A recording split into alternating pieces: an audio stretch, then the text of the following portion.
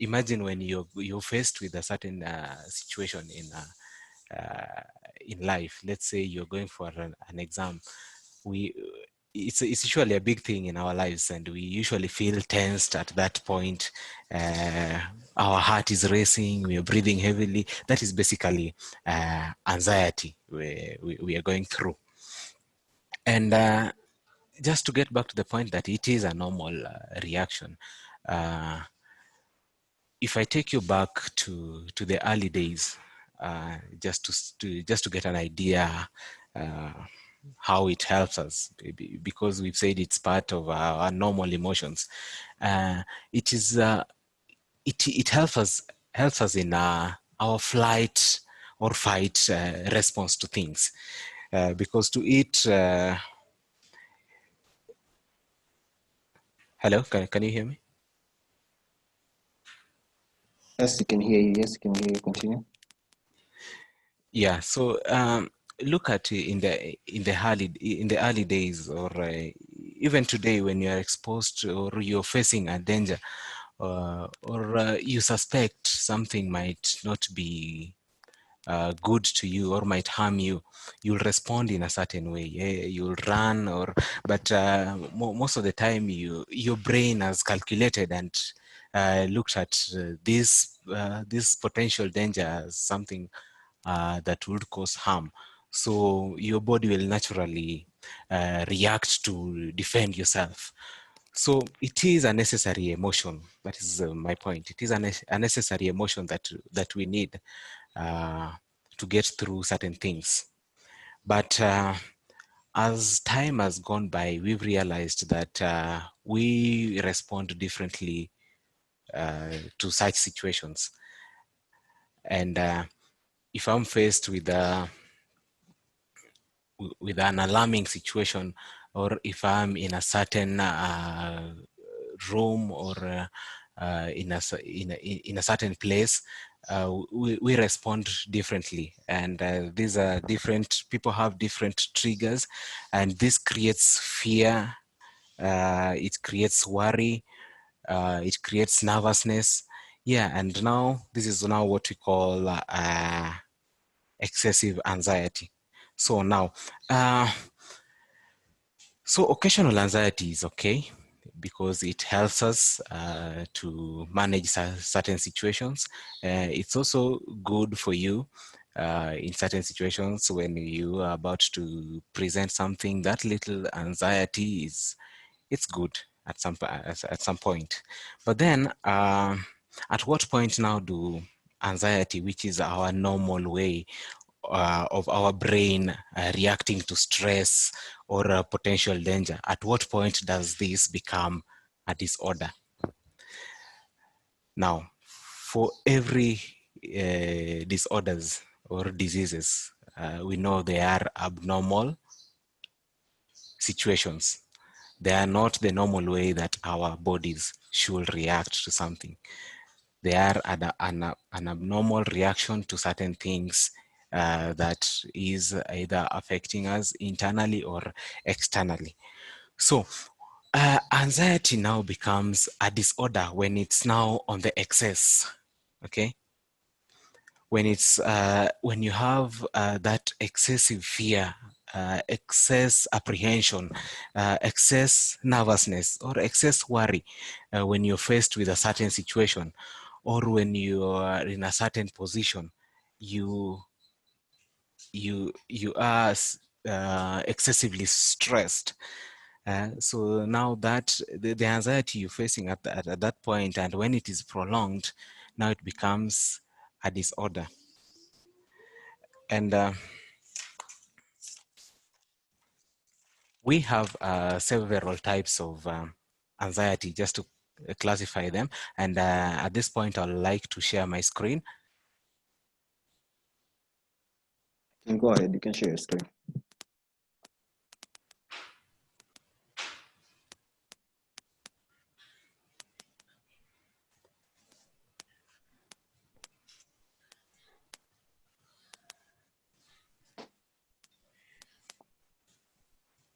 Okay, can you guys see my screen?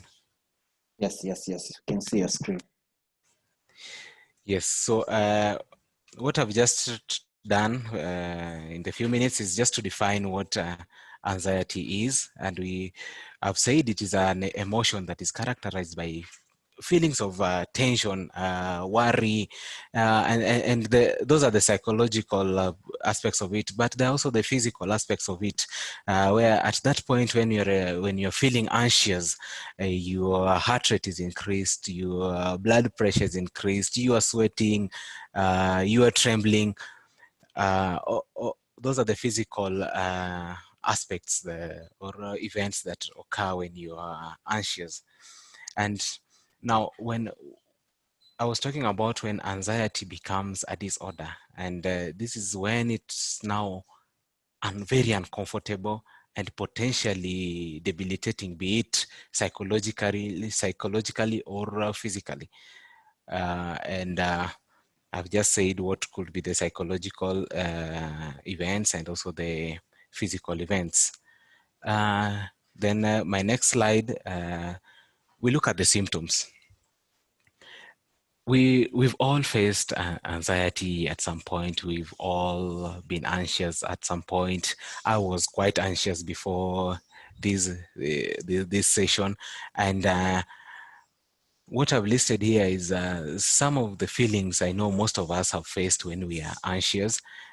Some of us are even facing it right now. And so when you're anxious, you'll feel a bit nervous. You'll be restless. You'll be tensed. Um, for those who face panic anxieties or panic disorders, they usually feel or they usually have a feeling of an impending danger, that something bad is going to happen, something is going to harm them in the near future, or rather immediately, be it when they are in front of people or when they're in a room. Then also when you're anxious, you sometimes you feel your heart beating. Some usually say, I'm feeling my heart jumping out of my body, especially when you're before people or you're just about to do a presentation. There's also hyperventilation. Your breathing rate also increases. Some get to the point of sweating and trembling. Some also just feel lethargic, tired. Then also when you are anxious, and I faced this before, and I know most of us have faced it, you will have trouble concentrating. You can't concentrate on one task and complete it. Just imagine when you're just about to sit for an exam. People are usually quite restless. You can't just concentrate. If you are going through your notes, you won't concentrate on one part. You'll try and go through everything. And that is basically that trouble in concentrating. You can't focus in one thing. Another thing is insomnia, difficulty in sleeping. And I know we've all faced this when you have a big event the next day. And we faced this when we were young. Some are still facing it when we are adults. Uh, when you were young, when you're told you're going to travel somewhere where you really wanted to go to, that night sleeping is a problem. You won't sleep, and that is basically anxiety expressing itself. Some also experience stomach problems. When you're anxious, your stomach is rumbling. You can't settle. You keep running to the toilet. Yeah. So those are just some of the ways anxiety would express itself. Uh, and so I'll say next we have several types of anxiety disorders, because we said anxiety is normal, but at some point when it gets to the excess ends of it, it becomes debilitating. It affects our day-to-day activities. Then now it is a disorder. So just to reiterate, mild anxiety might be vague. It might also be a little bit unsettling, but severe anxiety may have serious effects on our day-to-day living. And when now it becomes a disorder, anxiety now will alter how we process our emotions, how we behave, and also it will lead to certain symptoms. So we've just talked about things like trembling.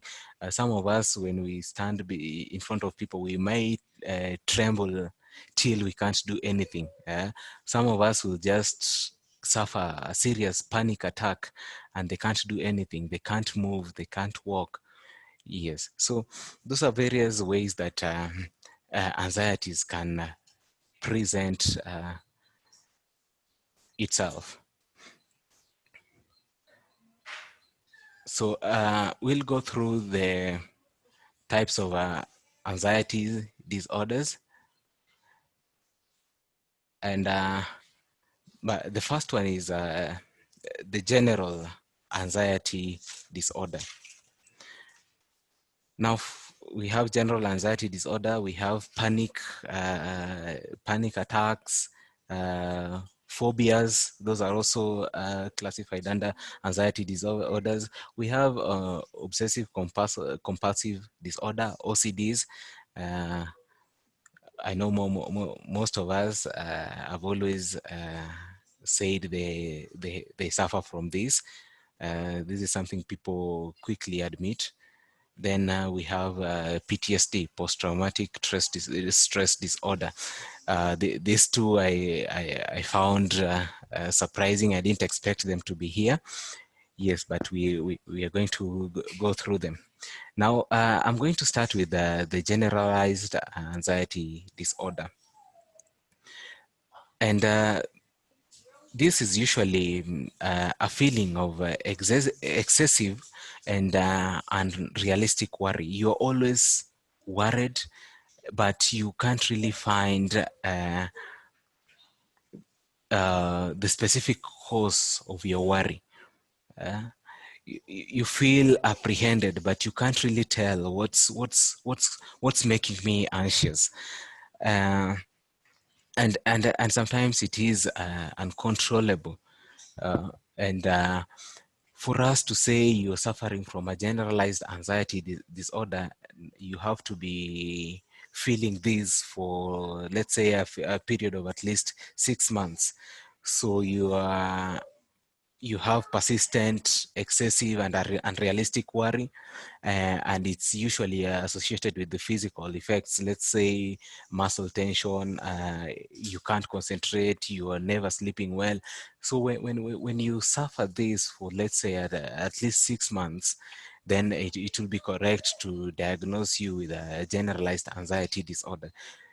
So the key word on this, or the key explanation to this, is this prolonged or chronic worry that you really you can't identify the cause, or you might know what's causing it to some extent, but it is prolonged. You've suffered this for consistently for, let's say, 6 months.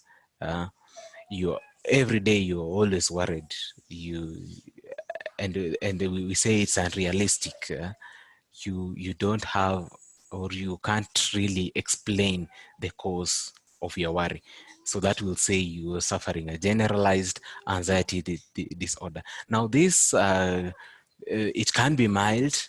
It can also be excess.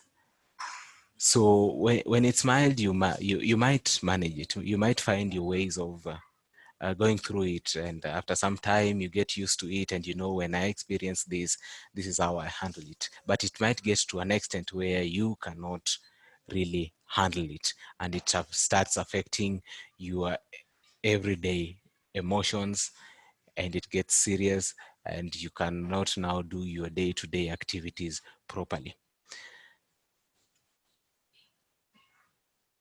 So when you're facing a generalized anxiety disorder, when you're suffering from this, some of the things, again, I'll refer to some of the symptoms of anxiety, how anxiety presents. If you are suffering generalized anxiety disorder, we've said you have excessive or ongoing worry and tension, you have an unrealistic way of viewing problems. You cannot concentrate and think issues rationally or critically. You are always restless, you are edgy, you are easily irritable, you have these constant headaches. Uh, so it's a constant worry that is prolonged. You also have difficulty in concentrating. You always have this feeling of running to the bathroom. You are always trembling. So it is, as the word said, as the name goes, it is generalized. You cannot pinpoint a specific cause. And so what would predispose us to generalized anxiety disorder, or what would cause GAD? To some people, it is genetic. Some people are genetically predisposed. They inherit this. It has been in the family lineage, or they've inherited it from parents. And to others, it may also be the brain chemistry, because we know what they are. Uh, they are. Sorry. We have the likes of serotonin, adrenaline, and yes, these chemicals in our brain that control how we react to certain situations. They basically control our emotions, and they are usually implicated in several mental conditions, be it depression, uh, be it be it there is depression, bipolar disorders. These chemicals are usually implicated, the likes of serotonin, dopamine, adrenaline, etc. So some people may have an imbalance of these chemicals, and this would lead them or make them suffer generalized anxiety disorders.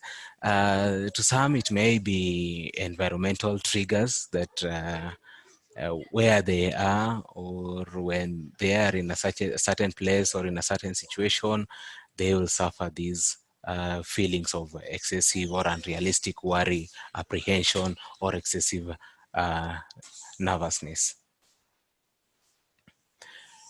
So next, I'll go to the panics and the phobic disorders.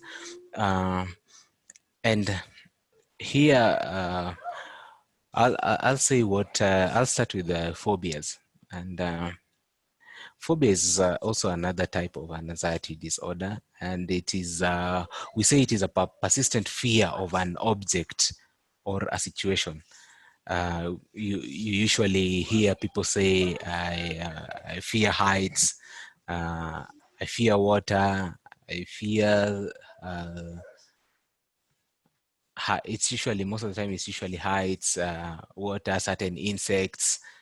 Yeah, so we have so many phobias. They manifest differently.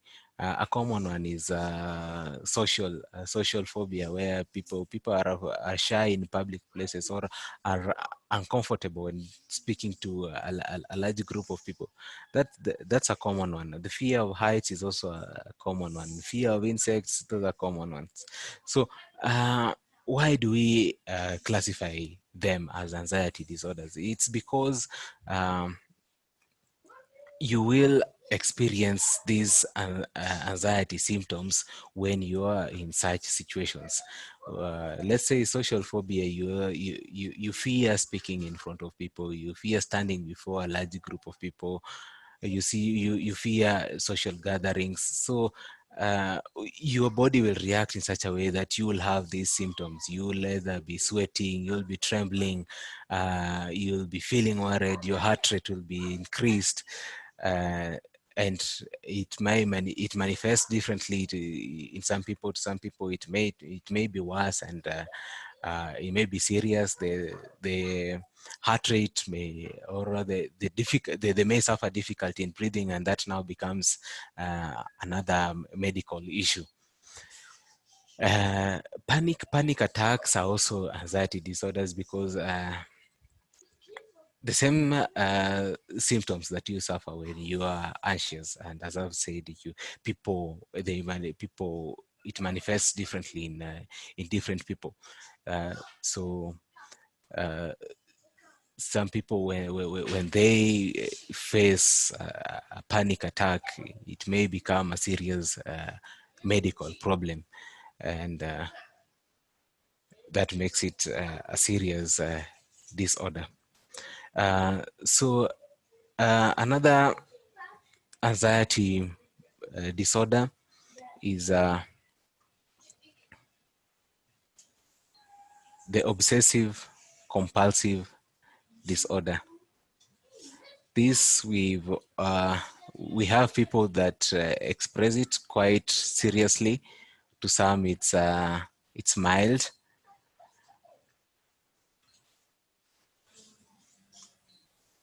Sorry, let me just let me get my charger.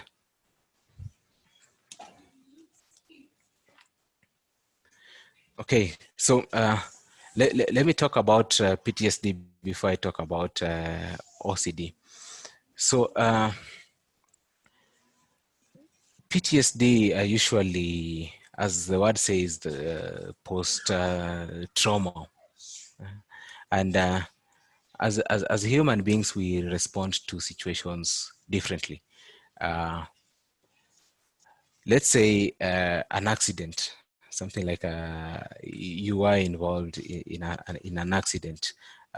These are usually traumatic experiences, or you've been raped, or there are so many things. There's so many things that we go through in our growth and in our day-to-day activities, and how they affect us emotionally are different, and as a result now we'll also react to them quite differently. Now, if I'll give the same example of an accident. If you suffered a car accident at some point in your life, you will next time you are in a similar situation, or you are in a similar car, you'll always remember what happened to you when you are in such a situation, and how you react emotionally to this. Because obviously you will be feeling anxious when you remember what really happened, and as I've said, we will tend to react differently to these events or to these situations. Somebody, when you go back to that car, you will have that feeling of apprehension. You will be worried, is it going to happen again? Yeah, am I going to suffer the same circumstances that happened before? And also, this is something that people usually keep to themselves. They really don't know it's hurting them until sometimes it's too late. Some people tend to keep such things to themselves, especially when trauma is involved. Let's say if you've been if you've interacted with patients, especially those who've been raped, some of them keep this to themselves, and it comes later to express itself in life, when they're in certain situations where they're expected to be in control of their emotions, but they are unable to do so. So PTSD will present itself with the same symptoms, and both the physiological and physical symptoms. And what usually happens in PTSD is, as I've said, you have these flashbacks of something that had happened to you before. You have these vivid memories of that event, and that will lead to you being psychologically unsettled and physically when you are in such a situation, or in a similar situation, or you've seen something that had caused you that trauma in your vicinity. You will experience these anxiety symptoms. Your heart rate will be increased, you will be breathing heavily, and this might become worse and affect you, and affect your movement or your decision making at that point. Yes, and that will be quite debilitating. OCD, I think we all know OCD. Uh, we all know people who have this feeling that there are different kinds of obsessive compulsive disorders. There are some who just want certain places to be in a certain way that they want it. If they have arranged things in a certain way, they usually want to find it arranged in that way. If you mess it, then they feel quite uncomfortable.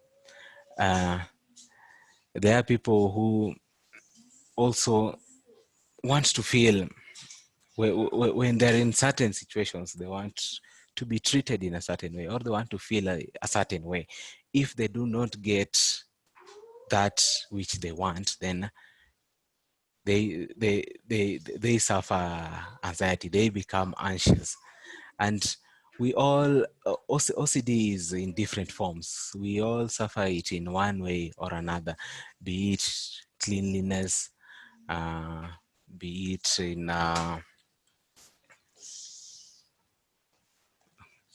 okay, sorry, I have kids around. Yeah, so OCD, it's quite wide. And I think we all know it. We've all experienced it, or we all know people who have it. Next,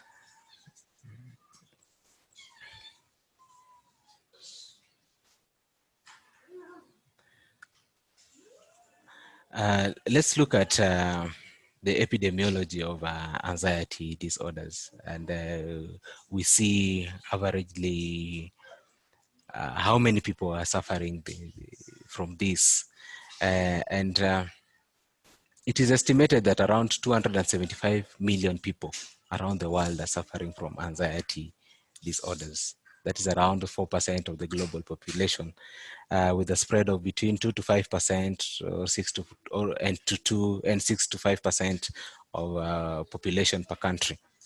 Now, this is a a large number of people.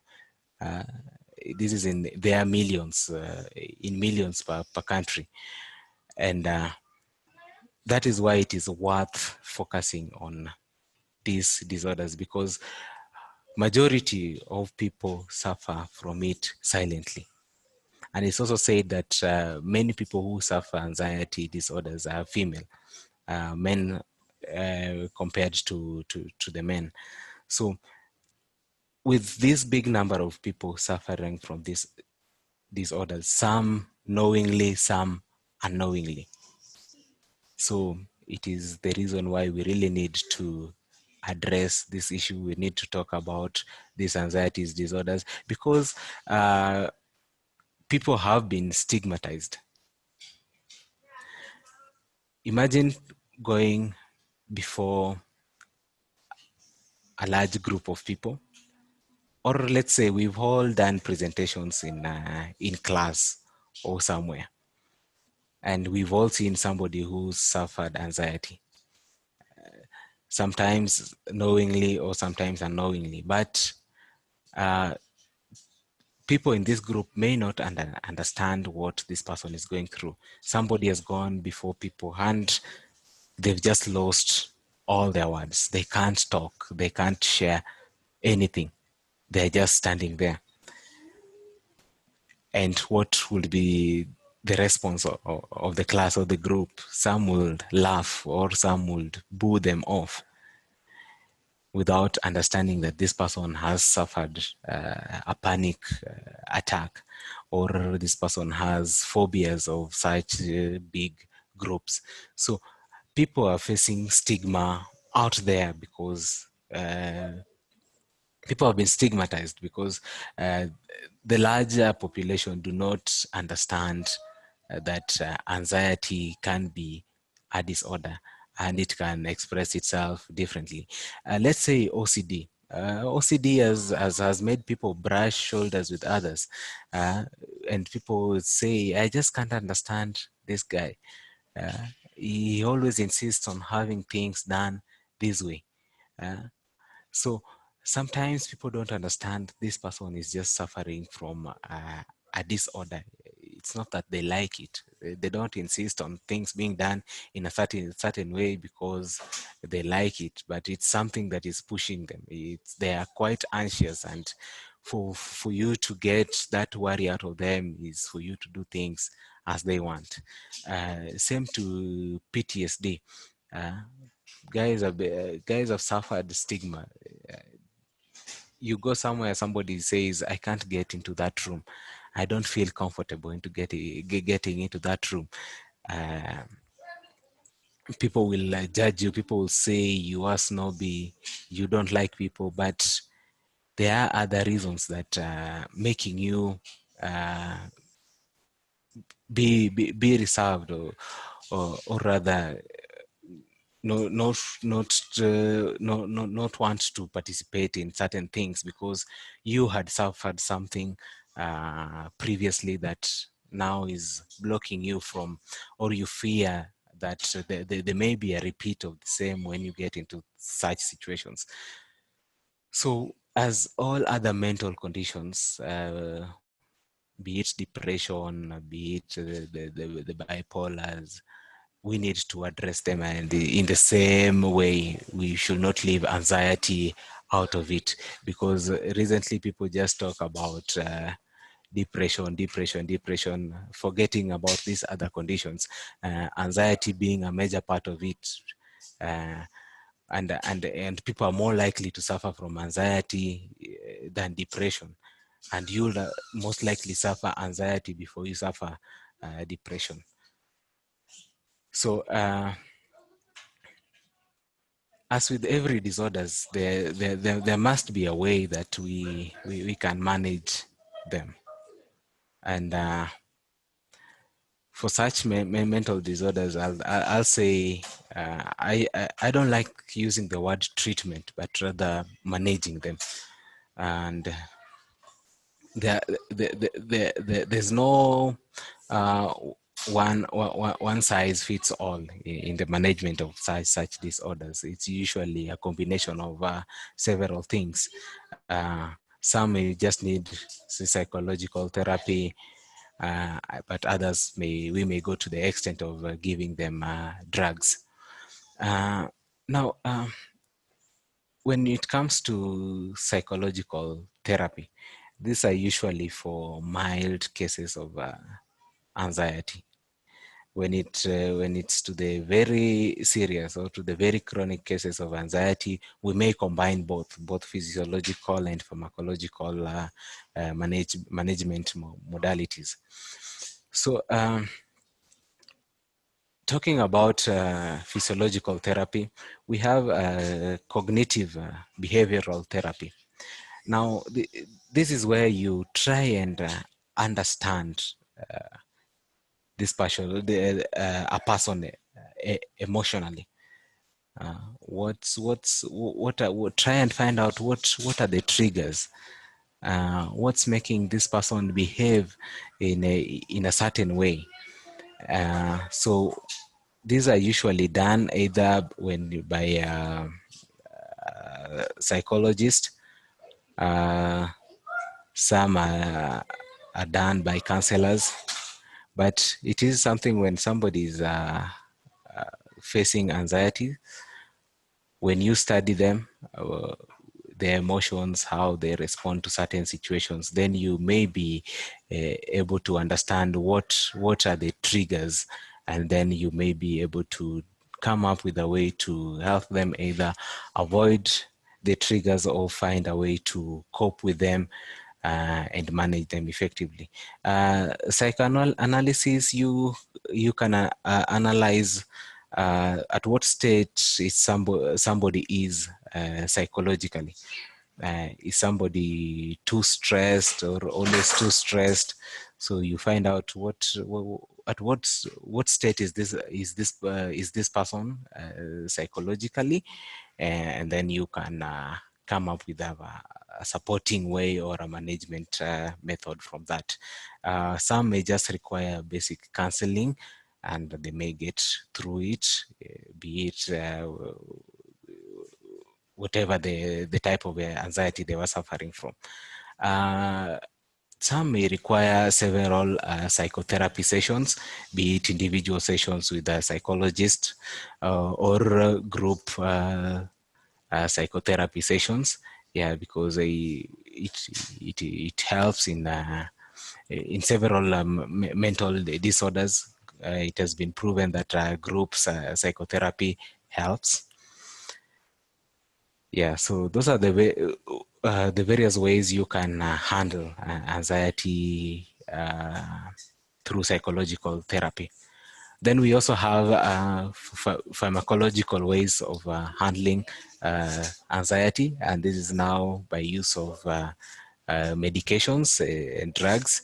And the drugs will basically act by altering the chemicals in our brains I talked about. If one was in excess or if one was low, the drugs will basically work to correct the imbalance that's there. So there are several drugs that can be used. We have antidepressants, antipsychotics. There are several, but this will be upon an advice of a doctor after you've been diagnosed, and a proper management method will be developed by your doctor. So I think that's all from me. So back to you, Kevin.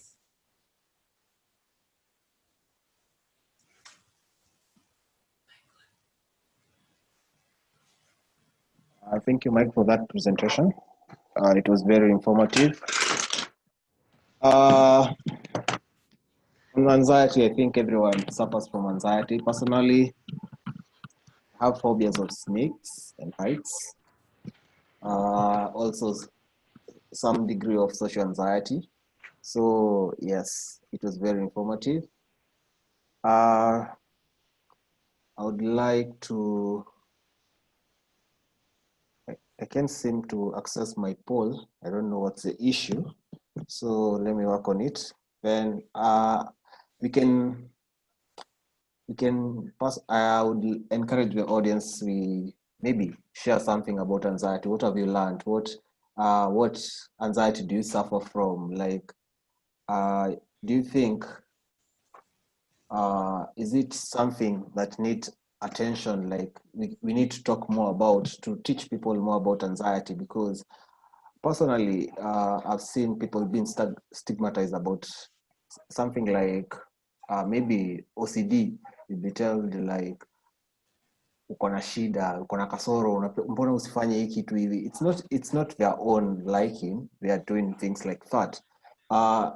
In OCD, it has two components. There's obsession and there's compulsion. Obsession is where like maybe you're too obsessed with something. Like, let's say you like a particular color. Maybe you can't wear, but you can't wear or associate with a particular color. Now that's obsession. When we're talking about compulsion, it's like you're being compelled to do something. Like you want maybe to arrange your clothes from right to left, or maybe your books from top in a particular order. So you see, when you go to the society, someone will look at you and say you're a freak or you're abnormal, you're not behaving normally because you have to do your things in a particular way. But when you come to learn about these things such as anxiety and the different kinds of anxiety you face, it puts you in a better position to help if it's a relative or a loved one, or you yourself get to understand, and you won't feel stigmatized around people. So thank you, Mike, for that session. Anyone with a comment or a question?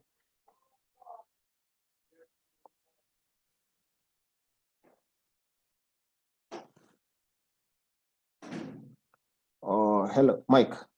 Dr. Mike? Mike? Yes, Melissa? I like the talk. Okay.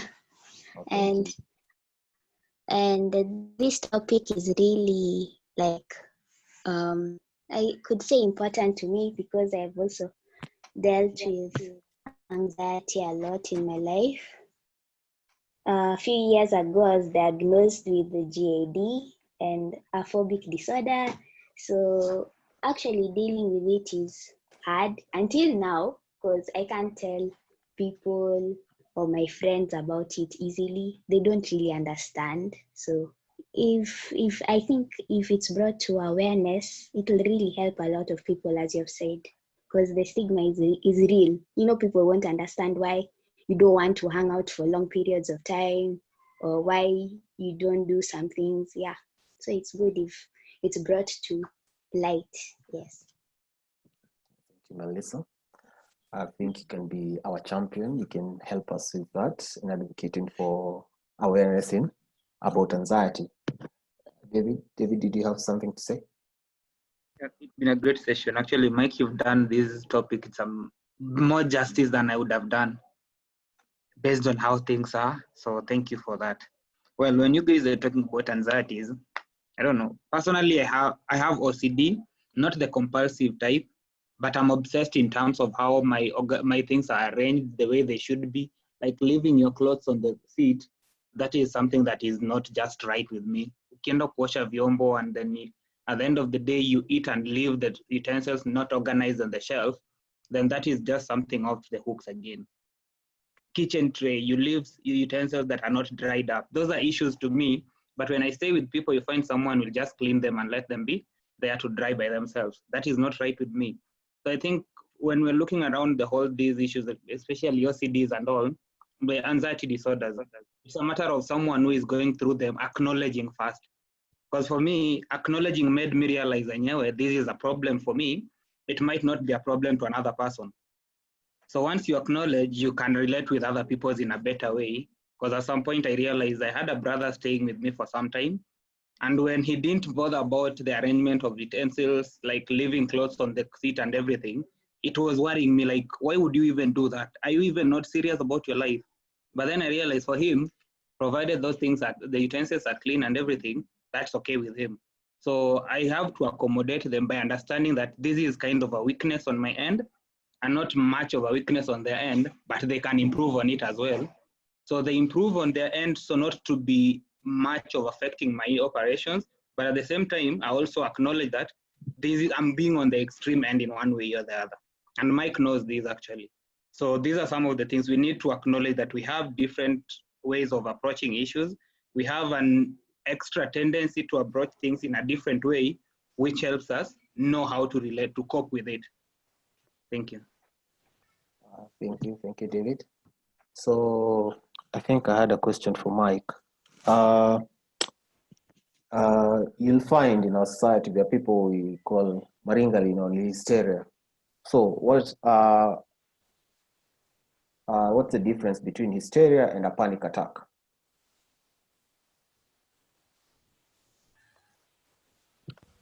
Hello, Mike.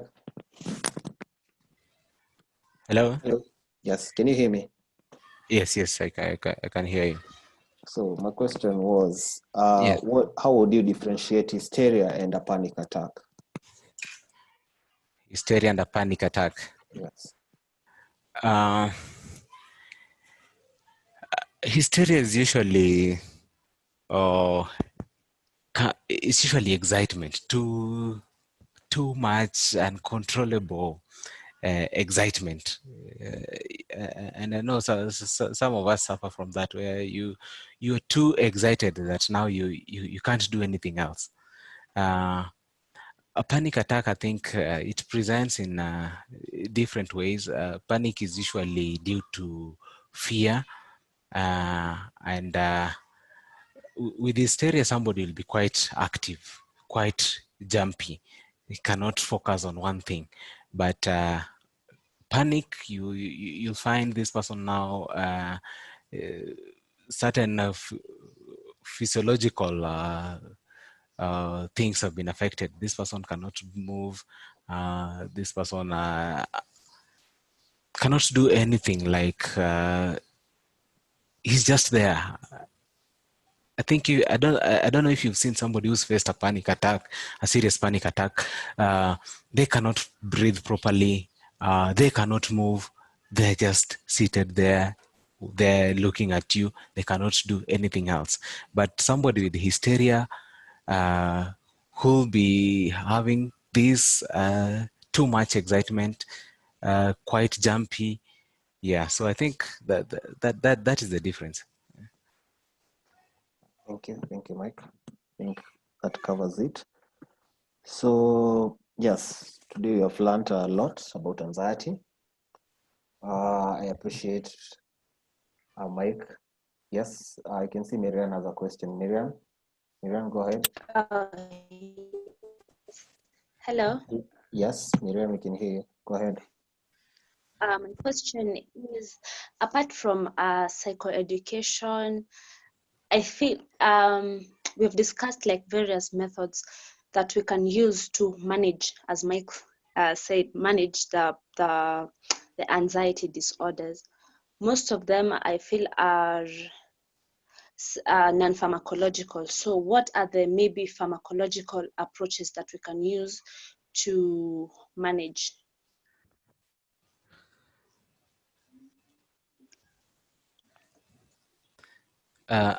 I think pharmacologically, as I had mentioned in my last slide, there are several drugs that can be used. We call them anti-anxieties. They belong to different classes of the normal drugs that we use for mental health conditions. Those are usually a combination of antidepressants, benzodiazepines. So there are so many. There are so many, and this will be after proper diagnosis. We get what type of anxiety disorder are you suffering from. Then we'll see which drugs should we prescribe, depending on how the symptoms you present with. That will help us know which neurochemicals should we target. Okay. Thank you. Yeah. Yes, David. David, you can go ahead. Yeah. So you realize that even for some of the, what do we call them? For the drugs that are given, as Mike has said, it has to be after a review. But when you look at it, most people, especially those who are the stage fright, social anxieties, the drug that has been used a number of times with modest, but then it has to be controlled as well, because it has got risk in terms of heart rate, heart rate, and breathing palpitations and all, propranolol. If you guys know about it, it's a beta antagonist for the people who are in the medical field here. So it's a drug that has been used by a number of individuals, and it's been shown to help you calm down the anxiety, especially palpitations that are associated with and sociophobias, anxiety, stage fright. Even artists normally use it, but it's under recommendation, like the prescription of a doctor, and there's clear follow-up for those patients. So if you feel like yours is getting to a critical point, you need to get counseling from a doctor, see the options on how you can manage it. Then at that point, they can prescribe. So that is how it's approached. It's not just a matter of going to get the medicines and all. Thank you. Personally, Yes, I support David's point. You need to have the review from a qualified doctor, your psychiatrist or your psychologist to prescribe the medicine. But I would love to advocate for prevention. Prevention, then if you already have the disorder and it's already a disorder and it's already interfering with their day-to-day lives, then we can go to the pharmacological intervention. So most I think the psychosocial, the psychotherapy, the group psychotherapies, mostly they're mostly effective for most people, I think. And yes, there's as Melissa said, she has seen the importance of this talk because we are helping her to understand how she can convince her friends to understand the condition and not to reduce stigma in our society. The information needs to get out there, and I pose a challenge to all of you. Be champions. Next time, tell a friend to tell a friend to tell a friend. Come, we learn together. And I think next session will be handling schizophrenia. It is a very interesting topic also. Unless anyone has a question, I want to end the session there, but I'll give the final remarks to Mike. Okay. I think David has raised his hand. David, go ahead. David. I raised my hand earlier. I haven't put it down, sorry. Okay. That's fine. Okay, so my closing remarks will be, I'll focus on stigma, because we have a lot of stigma out there for conditions that if the public or we as a people would understand, then we would be able to relate with people comfortably than we are doing currently. So mental health conditions are real. Previously, people thought this is not an African thing. This is something for the West. But in reality, we are all suffering serious mental conditions. And there's a lot of stigma out there, both from others and also self-stigmatization, which is an upcoming serious issue. So we should talk more about these issues. Mental health conditions are real and they are affecting us in our day-to-day lives. So thank you. Thank you, Mike. I think we can end the session there, unless anyone has a question or a comment before we call it a day. Okay. So yeah, we'll end the session there. We'll meet next weekend, same time. We'll be handling schizophrenia, I think. We'll communicate within the week. Thank you.